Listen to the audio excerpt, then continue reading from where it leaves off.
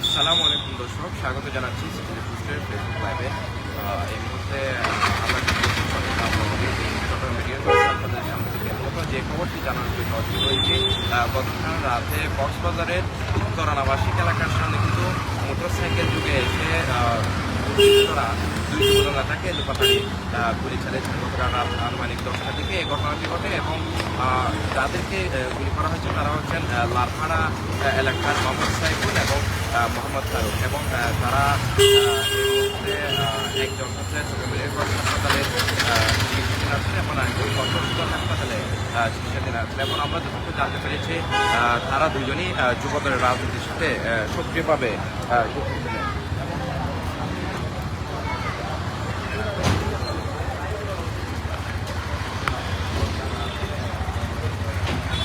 এই ঘটনাটি ঘটে এবং তাৎক্ষণিকভাবে তাদেরকে স্থানীয়রা উদ্ধার করে কক্সবাজার সদর হাসপাতালে নিয়ে যাওয়া হয় এবং সেখানে গুরুতর আহত অবস্থায় সাইফুল চিকিৎসাধীন আছেন এবং ফারুকের অবস্থা আশঙ্কাজনক হওয়ায় তাকে চট্টগ্রাম মেডিকেল কলেজ হাসপাতালে গতকাল রাত 1টার দিকে নিয়ে আসা হয়েছে এবং আপনাদেরকে জানিয়ে রাখি তারা দুজনেই কিন্তু কক্সবাজারের লারপাড়া এলাকার বাসিন্দা ছিলেন এবং তাদের স্বজনদের সাথে আমরা একটু আগে কথা বলেছি। তারা জানিয়েছেন যে মূলত দুর্বৃত্তরা যিনি সাইফুলকে টার্গেট করেছিলেন, অর্থাৎ সাইফুল এবং ফারুক এই দুই যুবদল নেতা কক্সবাজারের যে মোটরসাইকেল যুগে কক্সবাজারে একটি এলাকায় যাচ্ছিলেন এবং যাওয়াকালে আরেকটি মোটরসাইকেলে এসে দুর্বৃত্তরা হেলমেট পরিহিত দুর্বৃত্তরা মূলত তাদেরকে পিছন থেকে এলোপাটারি গুলি ছুড়ে এবং তারা জানিয়েছেন, স্বজনরা জানিয়েছেন যে মূলত ফারুকই মোটরসাইকেলটি চালাচ্ছিলেন এবং সাইফুল পেছনে বসা ছিলেন এবং তারা যেটা জানাচ্ছিলেন সাইফুলকে লক্ষ্য করে মূলত তারা এই গুলিটা চালিয়েছিলেন এবং তাদের লক্ষ্য ছিল, তাদের টার্গেট ছিল সাইফুলকে খুন করা। কিন্তু সাইফুল পেছনে একটি গুলি যখন তার গায়ে লাগে তিনি পড়ে যান এবং পরবর্তীতে বাকি দুইটা গুলি গিয়ে ফারুকের গায়ে লাগে এবং চিকিৎসকের সাথে আমরা কথা বলেছি, তারা জানিয়েছেন ফারুকের একটি পিঠে এবং আরেকটি তার রানে কিন্তু গুলিবিদ্ধ হয়েছেন এবং চিকিৎসক একটু আগে জানিয়েছেন যে ফারুকের অবস্থা আশঙ্কাজনক হওয়ায় তাকে অস্ত্রোপচার করা হতে পারে এমনটাই জানিয়েছেন এবং সাইফুলের অবস্থাও আশঙ্কাজনক, তিনি চট্টগ্রাম কক্সবাজার সদর হাসপাতালে কিন্তু চিকিৎসাধীন আছেন এবং এই ঘটনাটি মূলত পূর্ব শত্রুতার পাশাপাশি রাজনৈতিক জেরও থাকতে পারে বলে স্থানীয়রা বলছেন। আমরা তাদের এখানে কয়েকজন তাদের স্থানীয় তাদের দলের নেতা এবং পরিবারের স্বজনরা এখানে চট্টগ্রাম মেডিকেল কলেজ হাসপাতালে আসছিলেন। তারা সেখানে আমাদের সাথে কথা হয়েছিল। তারা বলছিলেন যে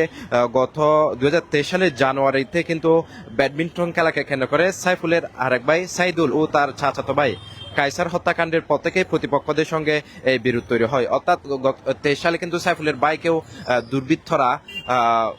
খুন করেছিল এবং এরপর থেকে তাদের মধ্যে এই চলমান জেরের পরিপ্রেক্ষিতে এই হত্যাকাণ্ডটি হতে পারে বলে তারা ধারণা করছেন এবং তারা কারা দুর্বৃত্তরা আসলে কারা সেটি কিন্তু তার স্বজনরা আমাদেরকে স্পষ্ট করে কিছু বলতে পারেনি তাৎক্ষণিকভাবে। তাদের দাবি হচ্ছে সেই পূর্বশত্রুতা যার ধরে মূলত সাইফুলকে লক্ষ্য করে তারা হামলাটি করেছিল, যদিও সেখানে ফারুকের গায়ে দুটি গুলি লাগে এবং এর প্রেক্ষিতে কিন্তু সাইফুল গুরুতর অবস্থায় কিন্তু চট্টগ্রাম মেডিকেল কলেজের ক্যাজুয়ালিটি বিভাগে চিকিৎসাধীন আছেন এবং পুলিশ যেটা জানিয়েছেন প্রকৃত কারণ উদ্ঘাটনে তারা ইতিমধ্যে তদন্ত কাজ শুরু করেছে এবং জড়িতদের শনাক্ত করে তারা আইনের আওতায় আনার কথা কিন্তু বলছেন এবং এই ঘটনায় কক্সবাজার এলাকায় কিন্তু চরম উত্তেজনা বিরাজ করছে এবং আহত এই দুই যুবদল নেতার শারীরিক অবস্থাও যেহেতু সংকটাপন্ন, তাদের দলীয় যে নেতাকর্মী আছে এবং তাদের সহকর্মীদের মধ্যে কিন্তু শোকের ছায়া নেমে এসেছে এবং তারা বলছেন যে 2023 সালে যে ঘটনাটি ঘটেছিল এরপর থেকে তারা মামলা করেছিল, ওই মামলার পরও কিন্তু দুর্বৃত্তরা চিহ্নিত হওয়ার পরও মূলত তাদের বিরুদ্ধে কোনো ব্যবস্থা নেওয়া হচ্ছে না এমন অভিযোগ স্বজনরা করছেন এবং তারা এর আগেও বেশ কয়েকবার সাইফুলকে হত্যার উদ্দেশ্যে হামলা করেছে বলেও তারা অভিযোগ করেছেন এবং তারা গতকালকে যে ঘটনাটি হয়েছে সেটার ব্যাপারে এখনো পর্যন্ত তারা কোনো মামলা হয়নি আজকে সকাল পর্যন্ত। কিন্তু তারা বলছেন যে তাদের বিরুদ্ধে যারা এই হত্যাকাণ্ডের সাথে দুঃখিত এই হামলার সাথে জড়িত তাদের কিন্তু একাধিক মামলা রয়েছে বলে এখানে পরিবারের যারা স্বজনরা আছেন এবং স্থানীয় আছেন তারা বলছেন, এবং তারা প্রশাসনের কাছে হস্তক্ষেপ কামনা করছেন এবং তাদের দ্রুত আইনের আওতায় আনার দাবি কিন্তু জানাচ্ছেন। এবং এখানে যিনি চিকিৎসাধীন আছেন বর্তমানে ফারুক সাইফুল যে দুজন গুলিবিদ্ধ হয়েছেন তারা দুজনেই কিন্তু যুবদলের রাজনীতির সাথে সক্রিয়ভাবে যুক্ত আছেন বলে দলীয় সূত্রে আমরা জানতে পেরেছি।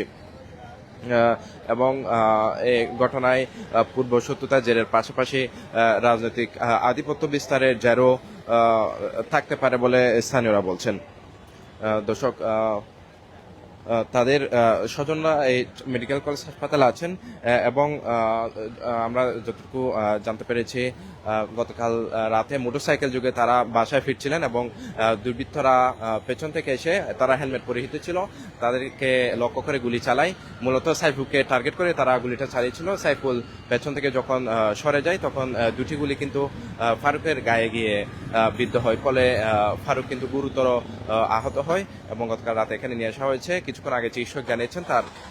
শীঘ্রই তার অস্ত্রোপচার করা হবে। দর্শক, চট্টগ্রাম মেডিকেল কলেজ হাসপাতাল থেকে কক্সবাজারের যে যুবদল দুই নেতার যে গুলিবিদ্ধের ঘটনা সেই ঘটনা এতটুকুই ছিল আমার কাছে সর্বশেষ খবরাখবর।